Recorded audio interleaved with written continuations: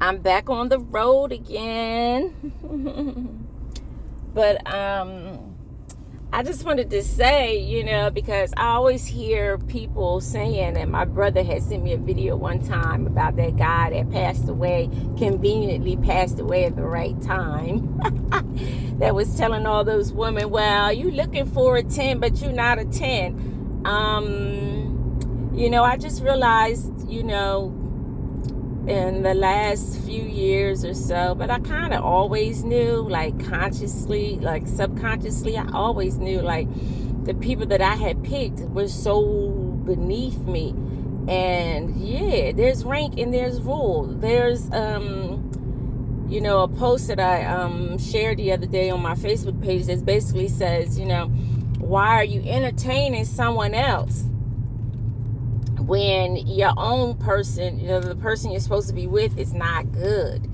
And so what we have is a lot of people who play the part and portray themselves as one thing or another. And then once you get used to a person and, that representative die down, you realize, wow, this is a person that we actually have absolutely nothing in common. I probably date a lawyer or somebody like that, but there's certain people who, if they cannot vibe with me and have a conversation with me on my level, and if I can't have a conversation with them on their level, it goes both ways. Because one thing, I want to be friends with the person that I'm going to be with for forever. That's how I'm looking at it, forever. Like, yeah, I think in this, like, late in life, I'm over 50.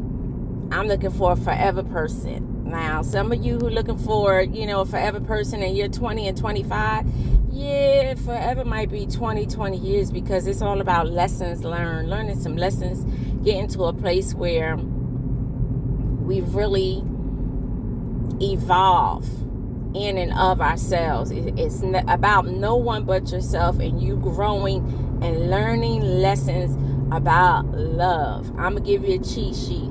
When it all boils down, it is not about logic, it's about love. And so the first few times you pick people who can take care of you, you pick people who have money, and then you come to realize, like, it ain't even worth the money. The aggravation ain't worth the money. And so you want a friend, you want a person that you can vibe with, you can hold a conversation, a passionate conversation, because there's certain things that people can talk about, but there are certain things that people can talk about with passion. And I have to have someone that can talk to me on a level that's passionate with me. And if they can't vibe with me on that level, I usually can tell them, like, the first 15 minutes, because if a person can't vibe with me for 15 minutes, you sure can vibe with me for a year, 6 months, 5 years, 10 years, 20 years. So you feel where I'm going, right? You got to be able to communicate. You need to have a person that you can communicate with. Stop vibing off of the fact that you're sexually attracted and then you have absolutely nothing else in common. Lust. If we run after everything that we lust after and looks good and we're attracted to, come on, people. Yeah, you got to be attracted to a person, but also get to know who they are internally and get to know the real them, because most people will present to you a representative and they really understand that I'm trying to catch this person. In their mind, I'm trying to catch and hook. And so everything they're doing is to catch and hook. The bitch don't come out.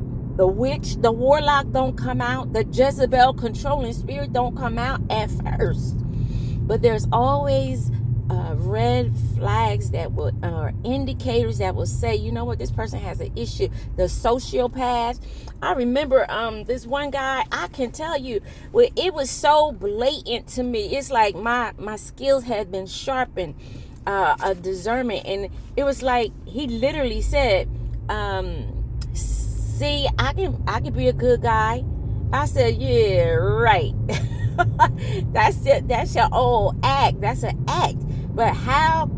I don't want a person that can be a good guy. I want a person that is a good guy. So it's not about portraying to me how you can be. I need a person that is already there. He doesn't need to portray it. He is it. Okay?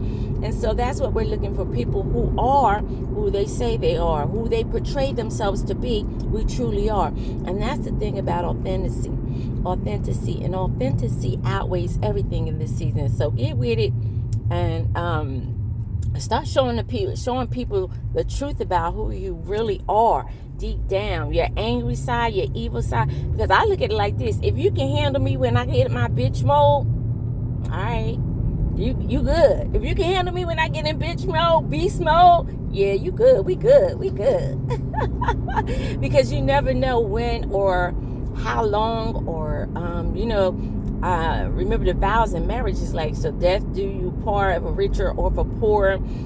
If you can handle a person in a poor mode, in a sickness and death sickness, almost on their deathbed, all right, now you're doing something. So yeah, just think about that before you commit and give up those vows, or just come on. It's really truly all about love, people. At the end of the day, those who have all the money, they're still looking for true and unconditional love. And without that, you really don't have anything. So hey, do you?